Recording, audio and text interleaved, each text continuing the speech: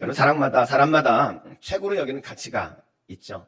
여러분 무엇을 최고의 가치로 여기고 무엇을 최고의 가치라고 생각하십니까? 바울은 자기 인생의 최고의 가치로 예수 그리스도의 복음이다, 이렇게 이야기를 하고 있어요.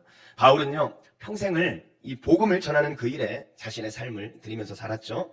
그의 평생이 복음의 열매로 가득 찬 그런 삶을 살았던 사람, 그가 바로 바울입니다.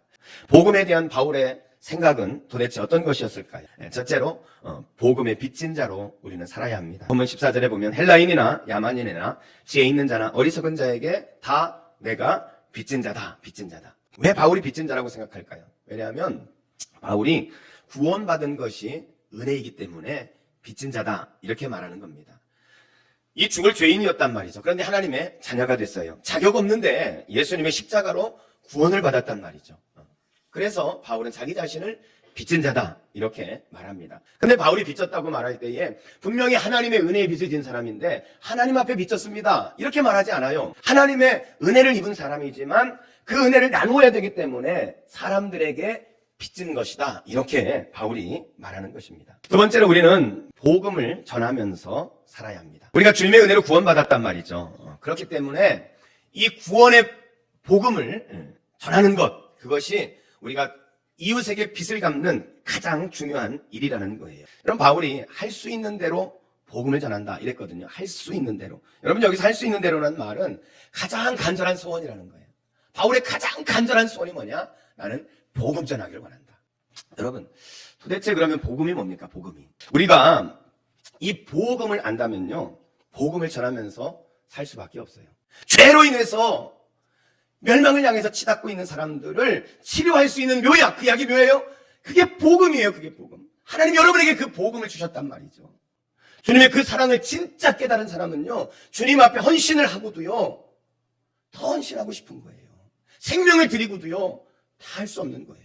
세 번째로 우리는 복음을 자랑하면서 살아야 합니다. 복음을 자랑해야 합니다. 여러분, 복음의 주인공이 누굴까요? 예수님이죠, 예수님. 근데 그 예수님이 어떤 분이에요? 지독하게 가난한 곳에 태어난 사람입니다. 누울 곳이 없어서 말구유에 누였던 분. 무능하게 잡혀가지고 채찍에 맞고 조롱을 받고 무기력하게 십자가에 죽은 분이 바로 그 복음의 주인공이에요. 그분을 전하는 것이 여러분 자랑스러울 수 있겠어요?